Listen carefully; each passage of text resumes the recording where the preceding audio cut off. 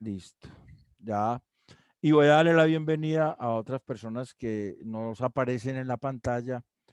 Ahí está Bárbara Henao, doña Beatriz, está Juan Eduardo, está Luz Gómez, Uva, Maribel Murillo y Janet González, que sí estaba por aquí en la pantalla.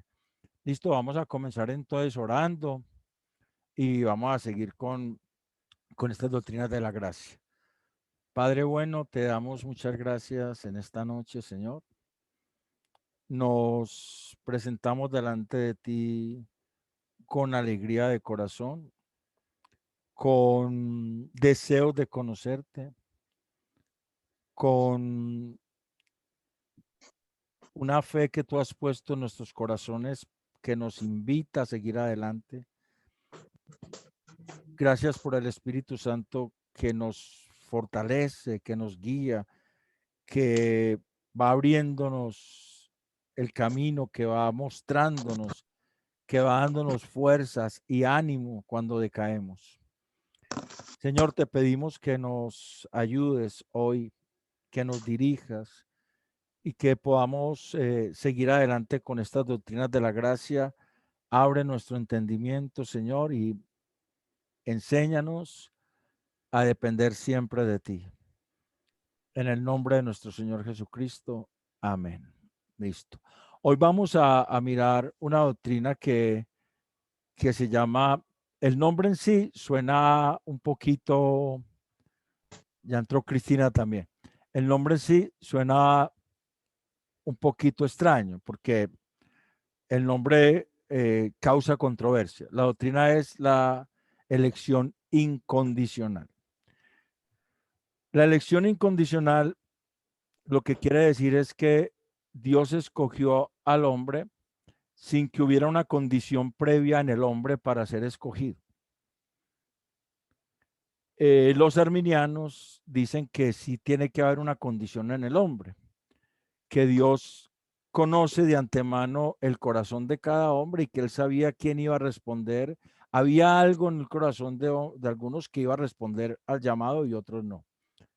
Eso dicen los arminianos. Y los universalistas dicen que todos los hombres somos salvos. Hay una doctrina que es el universalismo, que la maneja la iglesia popular, la iglesia tradicional, que dice que todos los hombres somos salvos porque todos somos hijos de Dios, dicen ellos. Por la Biblia podemos saber que no es así. Pero vamos a mirar esta doctrina desde la Biblia y vamos a presentarla, a compartir la pantalla para ir presentando las filminas que tenemos en el día, en la noche de hoy.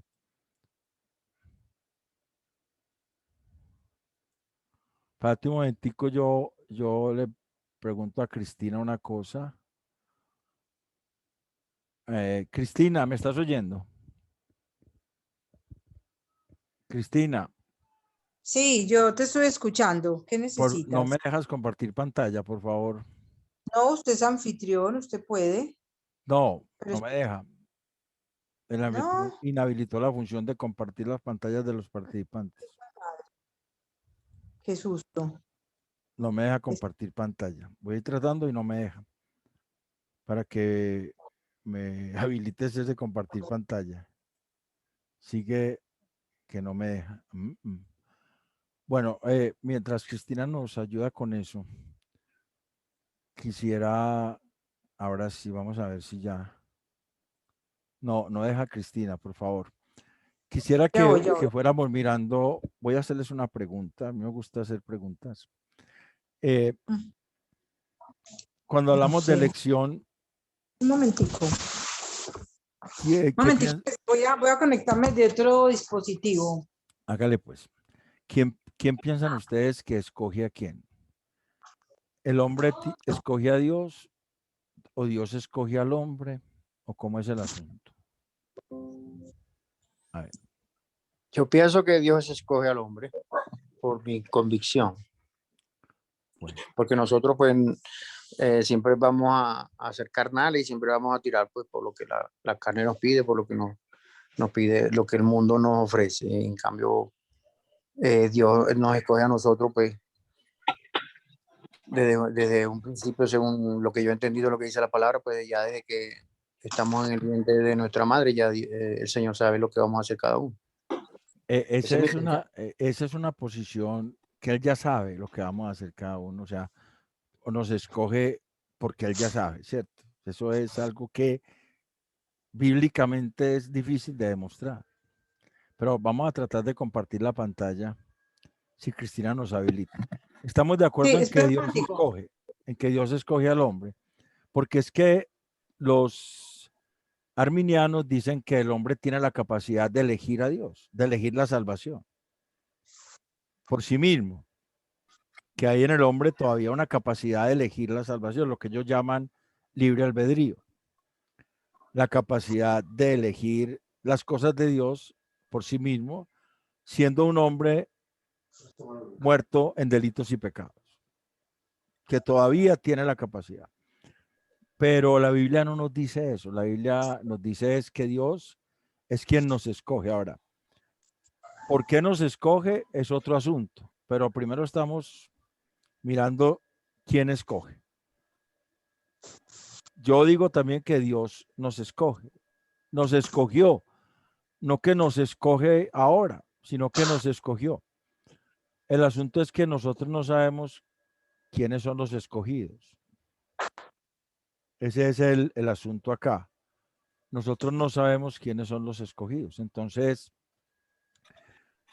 sería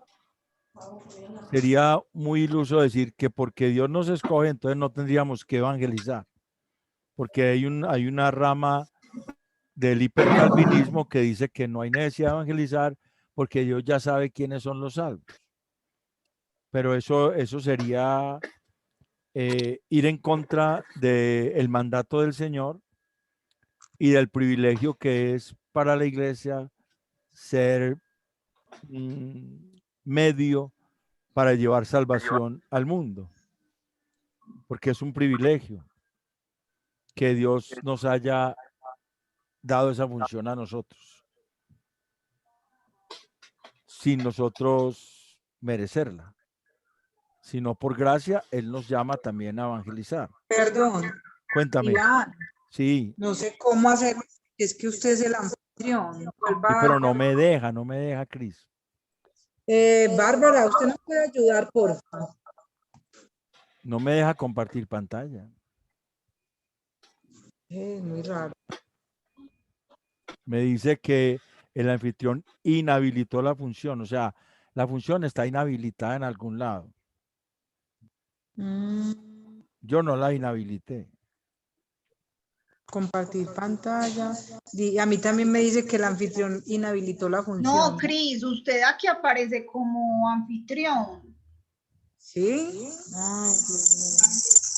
Usted aparece, pero es que aparece dos veces. Usted está conectada desde dos computadores. Es que me acabé de conectar a ver si era lo que pasaba. Bueno, ese que está hablando le debe dejar abrir. Le debe dejar hacer a Iván anfitrión. O cierre el otro. No, del otro no. Listo. Ya voy, sí, ya voy a mirar. Iván, usted ahí está, hacer anfitrión. Ah, ya. Ok, listo. Ahora listo, vamos a ver si ya me deja. Listo. Si ya me da a compartir pantalla. Listo, ahora sí.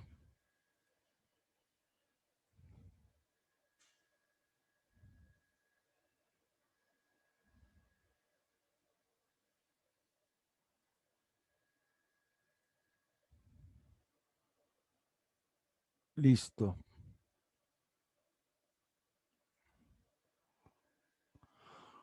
Ya están viendo la pantalla, ¿cierto? La presentación. Sí. Bueno, listo. Vamos a hablar de una doctrina que es la elección incondicional. Yo les dije ahorita que suena un poco extraño, porque de hecho los arminianos dicen que está condicionada a la fe, pero recordemos que para ellos la fe es del hombre. Entonces, lo que esta doctrina dice es que Dios escoge al hombre, no porque en el hombre haya una condición especial, sino que no hay ninguna condición que el hombre tenga. No hay nada que el hombre tenga que ofrecerle a Dios para que Dios lo escoja. Entonces, la pregunta, ¿quién escoge? ¿Dios al hombre o el hombre a Dios? Obviamente es Dios al hombre bíblicamente. El hombre no puede escoger a Dios. Josué 24, 19 al 22, Josué les dijo allá que ellos no podían servir a Dios porque Dios es santo. O sea, una de las razones es que el hombre no puede acercarse a un Dios santo en su condición de hombre carnal. Y Pablo en Romanos 5, Romanos 8, del 5 al 7, afirma que el hombre no puede, ni siquiera puede. O sea, el hombre muerto en delitos y pecados. Aquí no estamos hablando del hombre regenerado y renovado continuamente por el Espíritu Santo, sino del hombre en su condición de muerto en delitos y pecados. Romanos 5, 8, del 5 al 7 dice, porque los que son de la carne piensan en las cosas de la carne, pero los que son del Espíritu en las cosas del Espíritu. Porque al ocuparse de la carne es muerte, pero al ocuparse del Espíritu es vida y paz. Por cuanto los designios de la carne son enemistad contra Dios, porque no se sujetan a la ley de Dios, ni tampoco pueden. O sea, el hombre en su condición natural, antes de que Dios intervenga y lo regenere y lo renueve en el poder del Espíritu Santo, el hombre no puede ni siquiera sujetarse a la ley de Dios. O sea, él no va a escoger por voluntad propia. Él simplemente hará lo que es natural, escogerá el pecado. Si le ponen una rumba y le ponen una vigilia, él se va para la rumba. Se va para la rumba a emborracharse, porque es lo natural. Es como si a un tigre le ponen una vaca y le ponen un racimo de plátanos. Él escoge la vaca, él no va a coger el racimo de plátanos. Para él es natural atacar a la vaca. Lo mismo para el hombre es natural pecar, para el hombre en su condición caída. Por eso, desde el principio, Dios escogió al hombre. Mire que la elección se puede remontar incluso a Génesis 1. En Génesis 1:26, si alguien tiene la Biblia, me puede leer allá en Génesis 1:26 y después pasa a Génesis 2:7. Si alguien tiene la Biblia ahí. Génesis 1:26 dice, entonces dijo Dios, hagamos al hombre a nuestra imagen, conforme a nuestra semejanza, y señoree en los peces del mar, en las aves de los cielos, en las bestias, en toda la tierra y en todo animal que se arrastra sobre la tierra. Pero en Génesis 2:7 dice, entonces Jehová Dios formó al hombre del polvo de la tierra y sopló en su nariz aliento de vida, y fue el hombre un ser viviente. Y Jehová Dios plantó un huerto en Edén al oriente y puso allí al hombre que había formado. O sea que el hombre fue formado en la tierra, pero Dios lo puso en un lugar especial para tener comunión con él. Pregunta, ¿puso allí Dios a todos los hombres? ¿O la historia del Génesis de Adán es la historia de un hombre que es escogido por Dios? Cuando uno entiende todos esos capítulos de Génesis hasta antes del diluvio, hasta Génesis 6, a uno le causa como cierta curiosidad el hecho de que cuando Dios echó a Caín, Caín dijese, es que cualquiera que me halle por allá me va a matar. Dios lo echó de la tierra y Caín dijo, cualquiera que me halle por allá me va a matar. O sea que había otros hombres que no necesariamente habían sido puestos en el Edén. ahí se ve como se vislumbra como en cierta manera, esa elección de un pueblo especial con el cual Dios quiere tener comunión, porque el Edén era un huerto de deleite donde Dios se deleitaba con el hombre. En Génesis 6:8 se nos dice que ahí antes del diluvio hubo un hombre que halló gracia ante los ojos de Dios. O sea, Dios por gracia escogió a Noé. En Génesis 12:1, Dios llama a Abraham de una tierra de ídolos. En Éxodo 3, del 1 al 4, Dios llama a Moisés desde una zarza ardiente para una misión especial.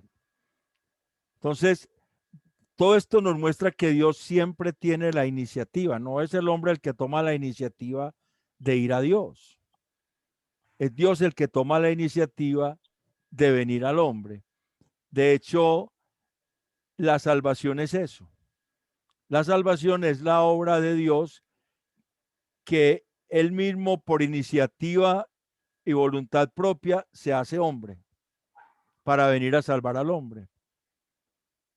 Si nosotros hubiésemos esperado a nosotros poder ir a buscar a Dios, no hubiese sido posible, porque el texto bíblico dice en Romanos 3:10 que no hay ni siquiera uno que busque lo bueno, que haga lo bueno, que no hay ni siquiera uno que busque a Dios.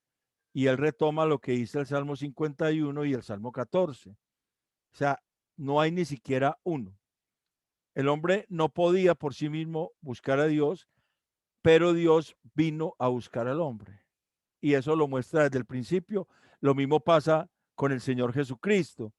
El Señor Jesucristo también escoge a su iglesia. Él escoge a su iglesia o él escogió a su iglesia. Vamos a bajar. Él escogió a su iglesia desde antes de la fundación del mundo. Hay varias citas ahí. Vamos a leer unas cuantas de ellas. Si ustedes quieren, me ayudan. Y si no, pues entonces, cuando tengan preguntas, las anotan y al final las respondemos Dios mediante. ¿Listo? Juan 6:70 dice, Jesús le respondió, ¿no os he escogido yo a vosotros los 12? ¿Y uno de vosotros es diablo? Dice, ¿no os he escogido yo a vosotros? Juan 13:18. Hay muchas citas, yo solamente coloqué unas cuantas. Juan 13:18 dice,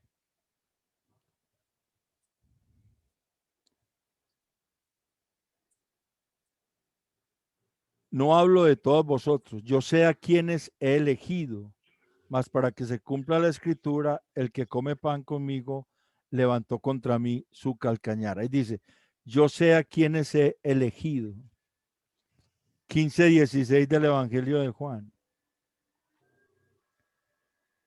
No me elegisteis vosotros a mí, sino que yo os elegí a vosotros y os he puesto para que vayáis y llevéis fruto y vuestro fruto permanezca, para que todo lo que pidiereis al Padre en mi nombre, Él os lo dé.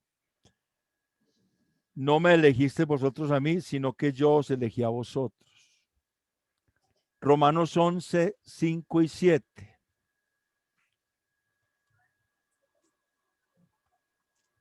Dice, así también, aún en este tiempo ha quedado un remanente escogido por gracia. Y el 7. Dice, según nos escogió en él antes de la fundación del mundo, para que fuésemos santos y sin mancha delante de él. Romanos 11:7. que pues lo que buscaba Israel no lo ha alcanzado, pero los escogidos sí lo han alcanzado y los demás fueron endurecidos. Es bueno ese texto porque dice, y los demás fueron endurecidos. Y ahorita vamos a ver un pasaje donde Dios muestra cómo es que se endurecen los seres humanos. Efesios 1:4 ya lo leyó Alicia. Primera de Pedro 1:2.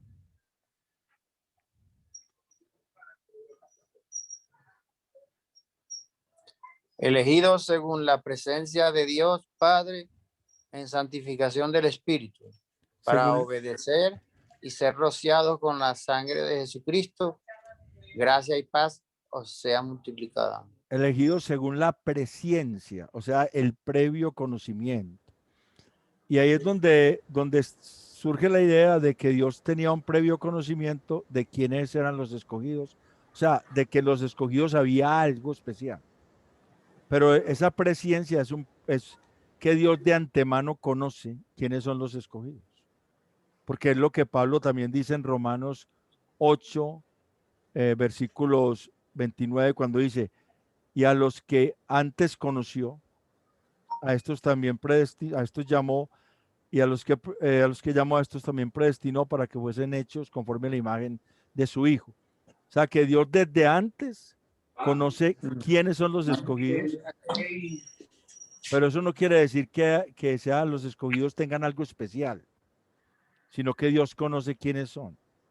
Él va a dar la razón y la voy a dejar ahorita para leerse cuál es la razón que Dios da.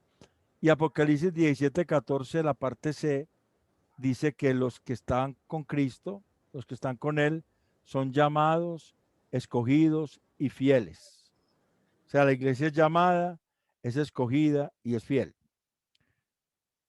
No solamente llamada, porque Mateo 20:16 y 22:24, creo que dice que muchos son los llamados y pocos los escogidos. ¿Cierto? Mateo 20:16 y Mateo 22:14 creo que es. O sea, no solamente llamados, escogidos y fieles. Y eso es un proceso. Llamar es a una multitud.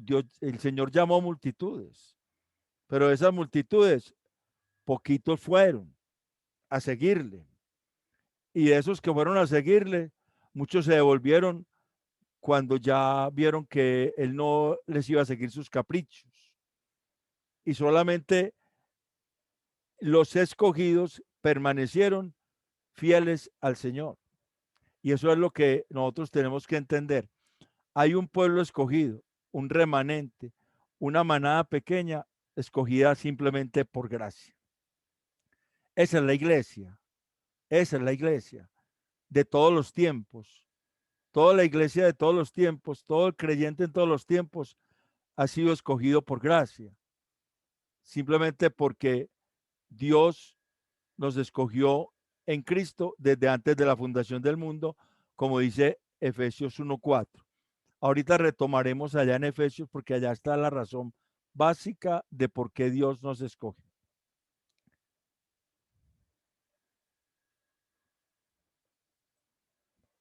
Sigamos con la Filmina. ¿Cuál es la razón de esta elección? El universalismo dice que todos los seres humanos merecemos ser salvos porque somos hijos de Dios. Eso es lo que propugna la iglesia popular, que todos somos hijos de Dios. Bíblicamente sabemos que eso no es así. Bíblicamente sabemos que no es así. Pero el universalismo dice, todos somos escogidos porque todos somos hijos de Dios. El arminianismo dice que somos escogidos, pero porque hay un mérito previo antes de nacer que Dios ve en el hombre. Entonces algunos cuando hablan de Moisés, dicen que Dios escogió a Moisés porque en él vio algo. O cuando hablan de Abraham, dicen Dios escogió a Abraham porque en Abraham había algo. Pero la respuesta que da la doctrina de la elección incondicional es que somos escogidos por soberanía divina. Por eso esta doctrina también se llama la elección soberana, para evitar ese problema de que eso que incondicional causa como cierto contrapunteo con el arminianismo. Entonces decimos, es la elección soberana. Y ahora sí vamos a ir a Efesios 1 y creo que pongamos un poquito de atención allí, porque allá se nos da la razón por la cual Dios nos escogió. Efesios 1, empecemos en el versículo 3.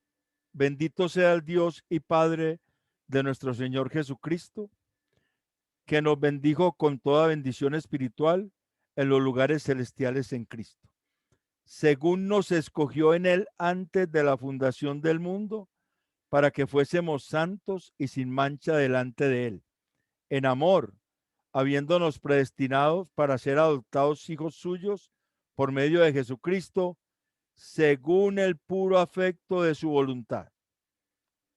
Ahí está la razón, según el puro afecto de su voluntad.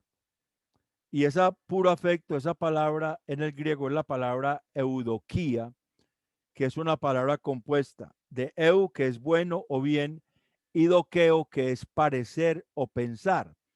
O sea, podríamos decir, porque a él le pareció bien, porque él vio que era bueno escoger esa iglesia. Es una decisión soberana de Dios en su voluntad. En su voluntad le pareció bien escoger la iglesia. Más adelante en Efesios mismo, seguimos. Versículo 6. Para alabanza de la gloria de su gracia, con la cual nos hizo aceptos en el amado, en quien tenemos redención por su sangre, el perdón de pecados según las riquezas de su gracia, que hizo sobreabundar para con nosotros en toda sabiduría e inteligencia, dándonos a conocer el misterio de su voluntad, según su beneplácito, el cual se había propuesto en sí mismo. Ese misterio de su voluntad, él nos dio a conocer su voluntad, que era por el puro afecto de su voluntad, según su beneplácito. O sea, lo mismo. Beneplácito es la misma palabra eudoquía, que en el latín viene de bene, bueno, y plácito, placere. Le plació o le plujo que era bueno y le pareció bueno hacerlo. Entonces, la razón que la Biblia nos da es que a él le pareció bueno hacerlo.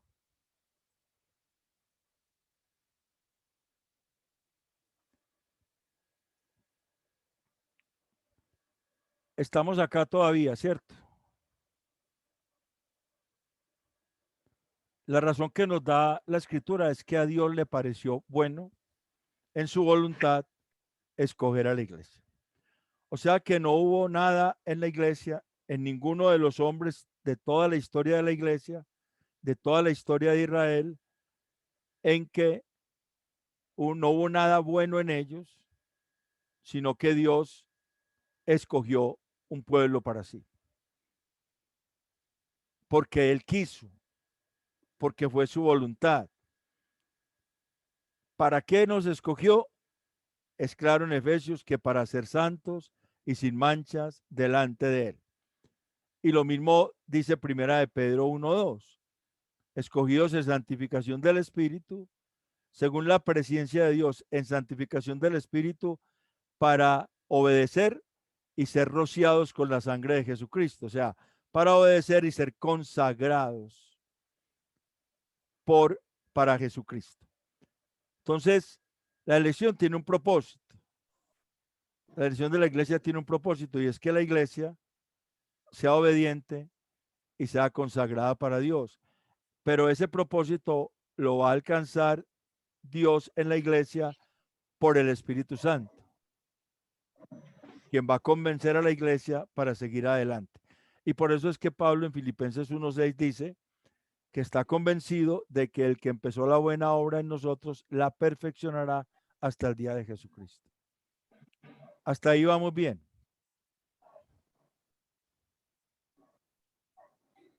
No, sí me están escuchando, es que pareciera que no me estuvieran escuchando. Sí, claro. Claro. Ah, bueno, listo. Entonces, hasta ahí vamos bien. Dios nos escoge porque a Él le parece bien. Ahora, nosotros no sabemos quiénes son los escogidos. Y eso es importante. Por eso es que la iglesia debe predicar el evangelio. Porque el que tiene oídos para oír, o sea, aquel a que Dios les destapa los oídos, oye. El que tiene oído para oír, oiga. O sea, hay gente que tiene oídos, pero no oye la voz de Dios. Porque esos oídos no han sido destapados para oír la voz de Dios. Pero la iglesia no sabe quiénes son los escogidos. ¿A quién de nosotros se nos hubiera ocurrido que ese ladrón en la cruz fuese salvo? ¿A quién de nosotros se nos hubiera ocurrido que ese ladrón en la cruz, al Señor le dijo, de cierto te digo que hoy estarás conmigo en el paraíso, fuese un escogido desde antes de la fundación del mundo? ¿A quién se le hubiese escogido? ¿A quién de nosotros se nos hubiera ocurrido eso? A Si mí nosotros no. hubiéramos no estado creo, allá, ninguno. si nosotros hubiéramos estado allá, seguro hubiéramos dicho, uy, pero ¿cómo así? ¿Cómo así que este ya se va para el cielo y todavía me quedo yo aquí? ¿Cómo así? Si este es un ladrón. O sea, nosotros pensamos siempre que las cosas son por méritos. Y la lógica de nosotros es muy distinta. Nosotros pensamos siempre que las cosas son por méritos. Y ese sistema nos impide a nosotros entender estas doctrinas. Pero ese ladrón allá fue salvo. Fue salvo, ¿por qué? Porque creyó en Cristo. Y en ese momento, ahí en su muerte, el Señor le dijo, estarás conmigo hoy en el paraíso. El Señor vino a morir fue por su iglesia. Y esa es la otra doctrina que tenemos, que es la expiación limitada, que es la que sigue. El Señor vino a morir por su iglesia. Ese ladrón hacía parte de su iglesia. Y nosotros no nos hubiéramos dado cuenta y no hubiéramos creído si hubiéramos estado allá. Nos hubiera parecido totalmente injusto. Porque así somos nosotros. Y por eso es que muchas personas dicen que esta doctrina de la elección incondicional o la elección soberana es injusta. Dicen, Dios es injusto entonces. Y eso es lo que trataremos de mostrar, que no es injusto. Dios no es injusto. Y para eso vamos a mirar un bosquejo y quiero que aquí pongamos la atención y miremos en la Biblia esta parte en Romanos 9. Voy a volverles a compartir la pantalla para ir allí.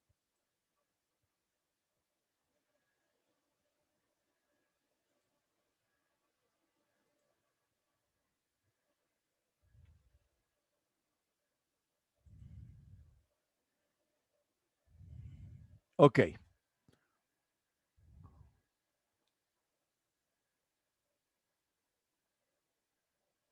Vamos a ver acá, si la pongo más, eso, ahí. Listo. Se me borra un poquito allá, no sé por qué no deja ver bien, pero el título es Dios siempre ha escogido justamente. Pero se está viendo bien, clarito. ¿Están viendo el título? Listo. Sí. Listo. Es Romanos 9, del 14 al 29. Ahí en la epístola de los Romanos. Listo. Y ahí, antecitos de eso, y lo vamos a dejar para lo último.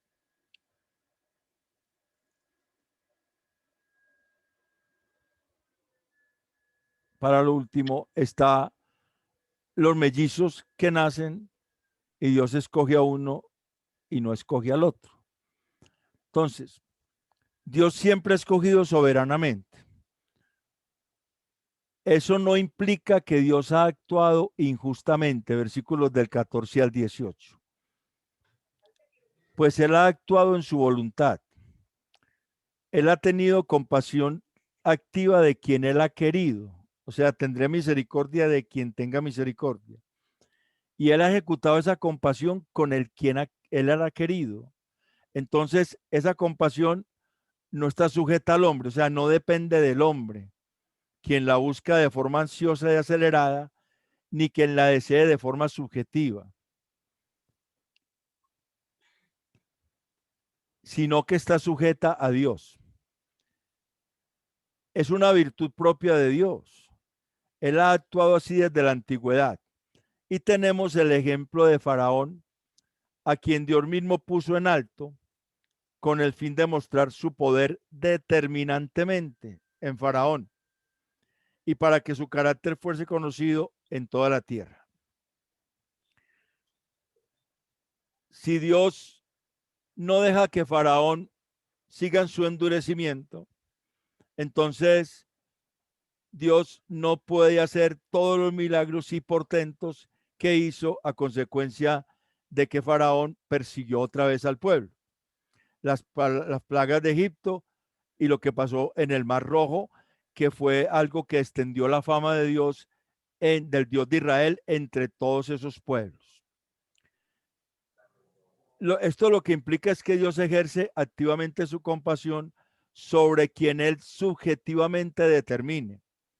Allí dice, el compadeceré de quien yo quiera compadecerme, y a quien quiera endurecer, endurece. Esa palabra es celema, que es una acción subjetiva de la voluntad. O sea que Dios subjetivamente determina que se compadece de un pueblo y hace fuerte un pueblo obstinado también por esa determinación subjetiva. Aquí lo tremendo es que cuando esto se aplica a la iglesia tiene que entender que cuando Dios extiende su misericordia sobre ella, unas misericordias que vienen dadas desde el primer libro de Samuel, capítulo 7, versículo 12, cuando Dios prometió unas misericordias eternas a la casa de David, que en Cristo Jesús la iglesia se hace beneficiaria de esas misericordias.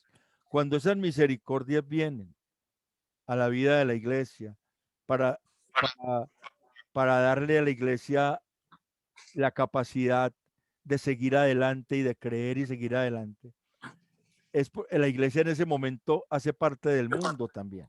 El creyente en ese momento está en el mundo y el creyente en ese momento, antes de recibir eso, está condenado con el mundo. ¿Por qué? Porque ante la ley todos somos pecadores. Romanos 3 nos dice que la ley todo lo puso bajo pecado. Todo quedó bajo pecado para que la excelencia fuera del que llama, no de quien recibe la misericordia, sino de quien escoge. Entonces, si todos estábamos destinados a la condenación eterna, no hay ninguna injusticia en Dios que tenga misericordia con unos y no tenga esa misericordia especial con otros. ¿Por qué? Porque Él ha determinado que así sea y le pareció bien. No es injusto porque los otros que van a la eternidad sin Cristo ya estaban condenados por la ley también. O sea que sigue la justicia de la ley en ellos. Solamente que acá a la iglesia le llega algo que es la misericordia especial de Dios, que es motivo para estar agradecidos con Dios. Es motivo para decirle, Señor, gracias, porque yo estaba muerto, porque yo iba derecho para el infierno, pero tú te me metiste en el camino, me rescataste, me tomaste para ti y ahora haces que camine contigo. Obviamente, eso no va a ser motivo para que nosotros nos jactemos, sino antes para que seamos más humildes ante Dios. Porque si no, Él no actúa ese milagro sobre nosotros, nosotros seguiríamos viviendo como antes vivíamos. Y el final de nuestra vida sería la eternidad sin Cristo.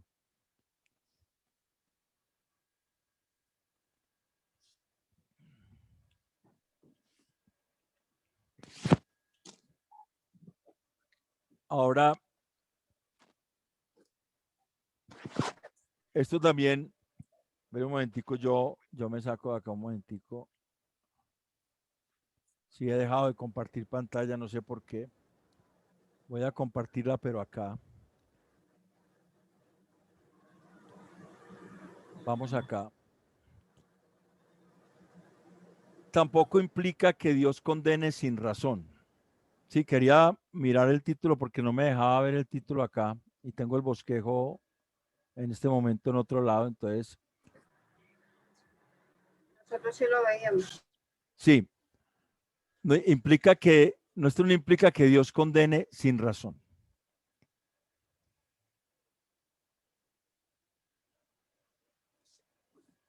Yo trato de aquí. Aunque se presente un argumento a saber, que dice, si Dios ya determinó sobre quienes tiene misericordia y a quienes hace obstinados, entonces no debería condenar, porque todos cumplen con lo que él determinó. Ese es un argumento al cual Pablo se adelanta. Pablo entonces, en el versículo 14 de Romanos 9, es donde él dice eso. ¿Qué pues diremos? ¿Que hay injusticia en Dios? En ninguna manera. Pues a Moisés dice, tendré misericordia del que yo tenga misericordia y me compadeceré del que yo me compadezca. Así que no depende del que corre, del que quiere, ni del que corre, sino de Dios que tiene misericordia. Pues la escritura dice a Faraón, para eso mismo te he levantado para mostrar en ti mi poder y para que mi nombre sea anunciado por toda la tierra. De manera que de quien quiere tiene misericordia y al que quiere endurecer, endurece. Pero me dirás, que pues, porque pues sin culpa, porque ¿quién ha resistido su voluntad? Es lo que estamos diciendo aquí. El hecho de que se cumpla el plan de Dios, lo decretado por Dios, no quiere decir que el hombre sea obediente a la voluntad de Dios. Aquí tenemos que definir qué es la voluntad de Dios. Hay tres conceptos sobre la voluntad de Dios. La voluntad de decreto, que es lo que pasa porque Dios dice que pasa. La voluntad preceptiva, la voluntad de decreto es aquella que el hombre no puede incumplir, porque se va a cumplir es dependiendo de lo que Dios diga. La voluntad preceptiva es aquella que el hombre cuando la incumple sufre consecuencias funestas para su vida, porque son los preceptos de Dios. En esa voluntad preceptiva encontramos esa sentencia que dice, todo aquel que en él cree es salvo y todo aquel que no cree ya ha sido condenado. Eso es un precepto.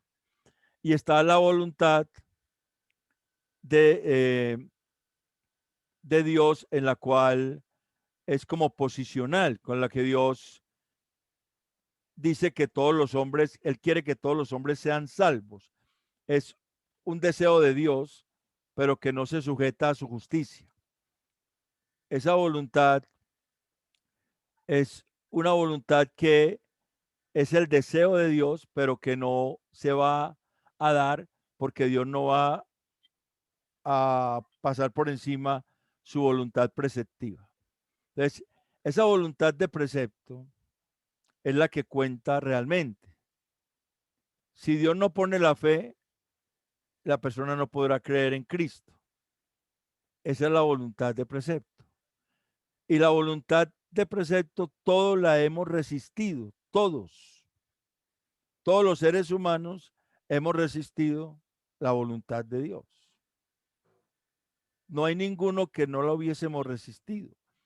Si hubiese uno solo, Jesucristo no hubiese tenido que venir a morir por nosotros, por su iglesia. O sea que esa voluntad de precepto, todos los seres humanos la violamos, no la cumplimos, la resistimos. Y la voluntad de decreto, obviamente, nadie la puede resistir porque no depende del hombre, depende de Dios. Eso es lo que pasa, lo que se da.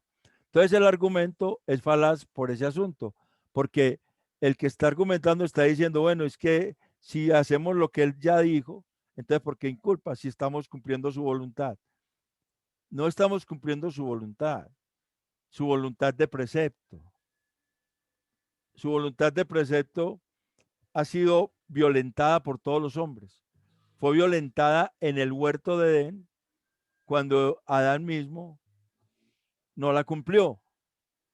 Y allá solamente había un precepto y no la cumplió. Desde allá esa voluntad fue violentada por todos los hombres y el hombre ha sufrido las consecuencias de violentar esa voluntad. Y la voluntad de aquiescencia subjetiva de Dios, de que quiere que todos los hombres sean salvos, es el deseo de Dios, porque a él le duele condenar su creación. Sin embargo, su justicia va a estar por encima de su deseo. En su justicia ha determinado que el que no crea en Jesucristo ya ha sido condenado. Entonces, por eso es que ese argumento, Pablo se anticipa y hace una pregunta: ¿quién eres tú para que alterques con Dios, para que contradigas a Dios? El que se atreve a hacerlo se olvida que el hombre es barro y que Dios es el formador y que tiene jurisdicción y autoridad sobre el barro para hacer de este barro vasos valiosos y vasos sin valor ante él. El alfarero tiene potestad sobre el barro y hace las vasijas que él quiera. Dios muestra determinantemente su ira y su poder, llevando y cargando con gran y larga clemencia los vasos de ira, a los cuales de antemano les dio la capacidad para ser condenados, pues son condenados convencidos de que no lo son. Y aquí hay algo que también hay que explicar: la doble predestinación. Y antecitos de este capítulo, de la porción que tomamos, antecitos del 14, se nos narra la historia de los mellizos, la historia de Esaú y de Jacob. En el versículo 9, el versículo 9 del capítulo de Romanos 9 dice: porque la palabra de la promesa es esta: por este tiempo vendré y Sara tendrá un hijo. Y no solo esto, sino también cuando Rebeca concibió de uno, de Isaac nuestro padre, pues no habían aún nacido, ni habían hecho aún ni bien ni mal, para que el propósito de Dios conforme a la elección permaneciese, no por las obras, sino por el que llama. Se les dijo: el mayor servirá al menor, como está escrito: a Jacob amé, mas a Esaú aborrecí. Ahí ya desde antes de nacer, Dios le había dicho a Rebeca que el mayor serviría al menor. Y ya Dios había hecho una elección entre Jacob y Esaú. La palabra aborrecer acá significa amar menos. O sea, Dios amó a Esaú, pero no lo amó con la misericordia con que amó a Jacob. Dios ama a su creación y por eso él tiene misericordia de buenos y malos, en el sentido de que él hace salir el sol sobre buenos y malos, hace llover sobre justos e injustos, provee empleo para sus hijos y para la gente del mundo también, pero no tiene esa misericordia especial sino con su iglesia. Por eso dice aborreció, o sea, lo amó menos. Dios ha determinado que su iglesia es su especial tesoro. Y lo dijo desde el Éxodo. En Éxodo 19:5, al pueblo de Israel le dijo: si diereis oído a mi voz y guardareis mi pacto, vosotros me seréis mi especial tesoro sobre todos los pueblos, porque mía es toda la tierra, y me seréis un reino de sacerdotes y de gente santa. Pero allí estaba la condición de guardar el pacto. de guardar la voluntad preceptiva que nadie guardó. Pero a la iglesia le dice lo mismo, pero sin esa condición. En primera de Pedro 2:9 no le pone la condición, sino que le dice, mas vosotros sois linaje escogido, real sacerdocio, linaje escogido, nación santa, linaje escogido, pueblo adquirido por Dios, para que anunciéis las virtudes de aquel que os llamó de las tinieblas a su luz admirable. Vosotros que en otro tiempo no eras pueblo, que en otros tiempos no habías alcanzado misericordia, pero que ahora habéis alcanzado misericordia. Allá, la razón que se da en el versículo 10 de primera de Pedro 2:10, allá se dice que es porque ese pueblo alcanzó una misericordia, recibió una misericordia, porque el que cumplió el pacto le dio la victoria, que es Cristo. Entonces, la iglesia se constituye en el especial tesoro para Dios. Y es determinante Dios para mostrar su gloria por medio de la iglesia. O sea que la iglesia está llamada a mostrar la gloria de Dios, a tener misericordia y amar al enemigo para mostrar la gloria de Dios. Y la iglesia es aquella que está constituida de judíos y de gentiles. No solamente de judíos, sino también de gentiles. Por esta razón es que la elección soberana de Dios no tiene ninguna injusticia. No hay ninguna injusticia en que Dios escoja a su iglesia para la salvación. La doctrina de la elección incondicional o la elección soberana es la doctrina que me dice, no es por mis méritos, ni los que tuve antes de nacer que Dios vio por allá, ni los que tengo ahora, ni los que voy a tener. Es porque a Dios le pareció bien extender una misericordia especial que implicó que la muerte de Jesucristo pagase por los pecados de esa iglesia. Para redimirla, para santificarla, se puso como propiciación la expiación que él hace de su iglesia. Y eso es el otro tema que tenemos, que es la expiación limitada.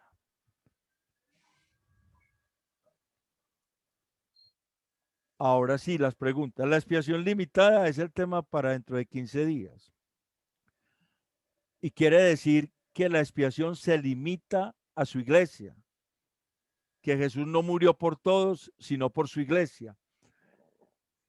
Por eso le estoy diciendo para que vayan leyendo los evangelios, para que vayan leyendo las epístolas paulinas, e incluso si son más juiciosos y tienen tiempo, pueden leer Isaías 53, del 1 al 11, del 1 al 12, allá cuando se habla del sacrificio de Cristo, porque allá aparece el castigo de nuestra paz, Él cargó con nuestros pecados, es en nosotros, es en nuestras, de quien habla Isaías.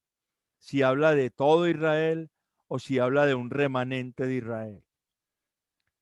Y allá en Juan 10 vamos a tener nuestro encuentro, va a ser basado en el texto de Juan 10, donde el Señor dice que da su vida por las ovejas. ¿Cuáles ovejas? Porque allá hay varias ovejas, allá en Juan 10. Entonces, ahí les dejo pues la inquietud para que vayan leyendo y vengamos a la reunión con un poquito más de insumos para que no se nos haga muy densa la explicación, porque yo sé que muchos están escuchando esto por primera vez. Yo sé que muchos están escuchando esto por primera vez. ¿Alguna pregunta, hermanos? Ya no, yo les envío la filmina, etcétera. Me faltó compartirles la última, que es una cita de Apocalipsis 17:14, que ya la vimos ahorita. ¿Alguien tiene alguna pregunta? Sí, sería bueno como que de pronto si hay algo novedoso o algo que de pronto eso que no se había escuchado o de pronto algo que interpelar, pues, porque tampoco Sí, es... por eso, de eso se Entonces, trata. no, por eso les digo yo que si alguien tiene algún pensamiento, es Eso. muy bueno expresarlo para ver, para que Iván pueda aclarar si es necesario. O así está bien.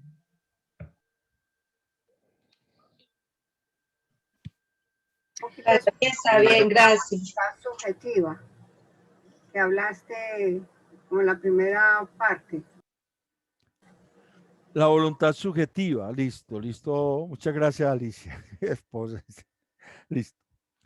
Es que la palabra que aparece allí en Romanos 9 es la palabra selema, que es para decir voluntad, que es una decisión subjetiva. O sea, si hubiera subjetividad en Dios, si Dios se dejara mover por su subjetividad, obviamente él pasaría por alto su justicia, porque su deseo es que todos los hombres sean salvos, como dice la primera carta a Timoteo 2, versículos del 1 al 4, cuando dice que Dios quiere que todos los hombres sean salvos y lleguen al conocimiento de la verdad. Ese es su deseo. Pero la palabra que aparece en Efesios cuando dice, según el beneplácito de su voluntad, es la palabra volumai, que es una acción objetiva. Pablo está utilizando en una parte de la palabra telema y en la otra volumai por varias razones. O porque él está seguro que la subjetividad de Dios es objetividad, que no cabe ninguna subjetividad en Dios. O porque está diciendo que estos hombres que pretenden decir que Dios es injusto son muy subjetivos, lo cual Dios no es. Ese es el asunto con esos términos.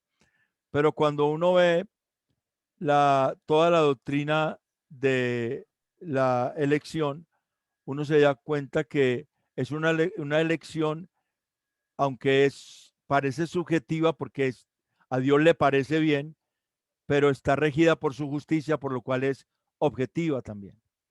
Entonces, Dios no es subjetivo, no se deja mover por la subjetividad.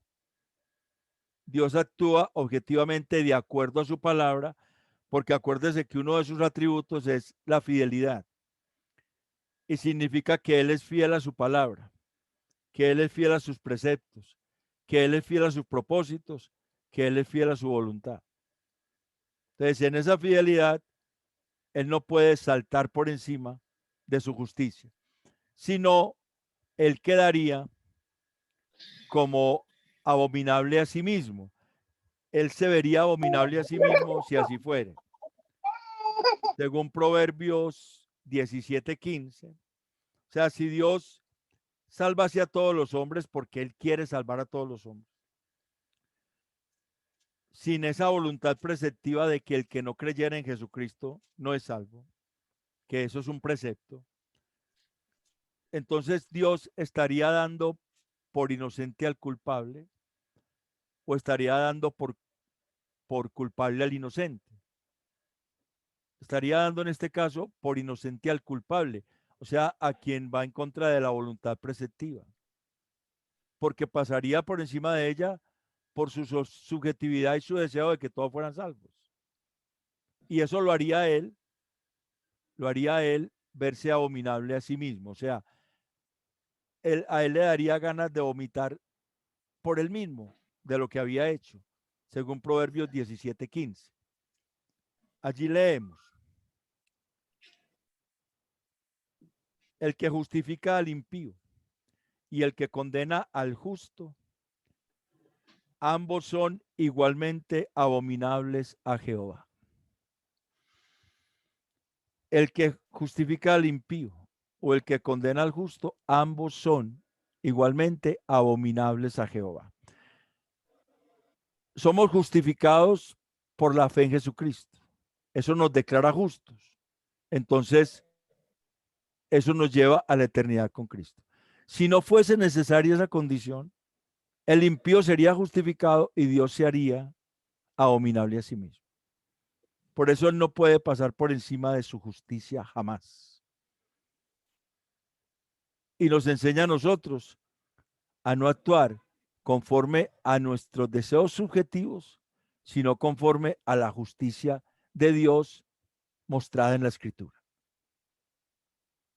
Y esa es una característica de la iglesia que es salva.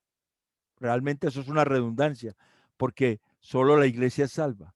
Una característica de los salvos es que los salvos andan en la justicia de Dios, porque la elección tiene como propósito el ser santos y sin mancha delante de Él, según Efesios 1:4.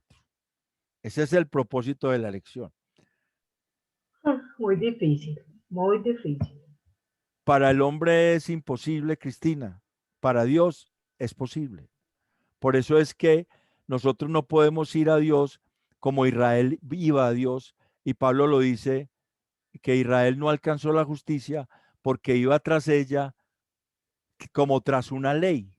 O sea, ellos querían ir cumpliendo la ley. Pero dice, y los gentiles sí la alcanzaron porque iban tras ella por la fe.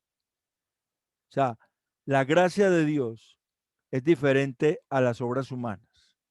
Entonces, la gracia de Dios implica esa palabrita haris o caris, que es gracia, implica que es la acción de Dios, la influencia de Dios en el corazón del hombre, que se ve, que se refleja en la vida. O sea, es ese nuevo nacimiento, ese hombre va siendo madurado, esa mujer de Dios, ese hombre de Dios, va siendo madurado para alcanzar la perfección en la eternidad. Su deseo es agradar a Dios. Siempre querrá agradar a Dios. Cuando falla, no sigue continuamente en la falla, sino que se arrepiente, se postra delante de Dios, se constricta porque el Espíritu Santo lo convence de pecado, pide el perdón porque sabe que en la sangre de Cristo tenemos perdón de pecados, seguimos teniendo perdón de pecados y sigue adelante. Sabe que no pierde su salvación porque sabe que el Señor lo impulsa a seguir adelante. Porque la salvación es de Dios, por medio de Dios y para Dios, porque es para su gloria. Por eso esa iglesia es el tesoro de Dios, es el tesoro estimado de Dios, es de gran estima ante los ojos de Dios, porque la ganó Cristo en la cruz. Y la única obra que agrada al Padre es la obra de Cristo en la iglesia, no nuestras obras.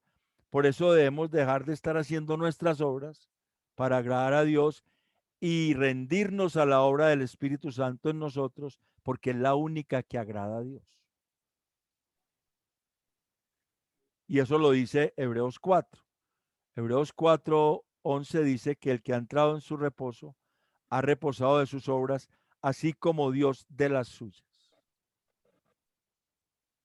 Y si alguien no ha entrado en ese reposo, el autor de Hebreos dice que mire que no siga en tal ejemplo de desobediencia.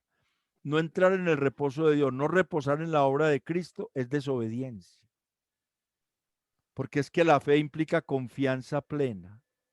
La fe no es solamente creer que Jesucristo vino y murió por mí. Listo, muy chévere, ya soy salvo y sigo como si nada. La fe implica confiar plenamente en Él, mirarnos en su palabra, saber que su palabra nos confronta para que sigamos adelante y nos lleva a que nuestra vida siempre sea en ese caminar en la justicia de Dios. ¿Alguna otra pregunta?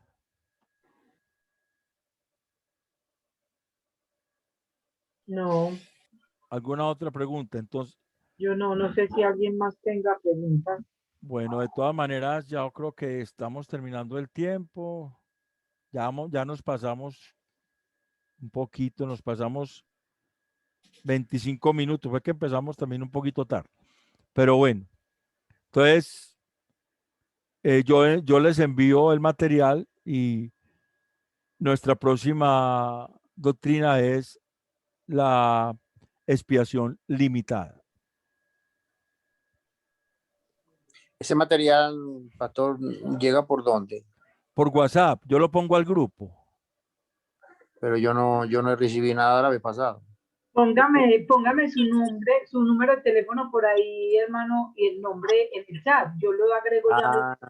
Lo que pasa es que llegas al grupo y como tú no estás en el grupo, Te entonces mandamos todo. Cristina te va a incluir para mandarte el material. Lo que pasa es que yo no tengo WhatsApp con mi número de teléfono, sino yo tengo otro número de teléfono para el WhatsApp. El que quiera. El que tenga de WhatsApp, el que tenga de WhatsApp. Y por eso se lo voy a escribir ahorita entonces. Bueno, ahí al chat antes de que se acabe la reunión para que no se vayan. Y ya lo voy a colocar. Y su nombre y el número donde considere.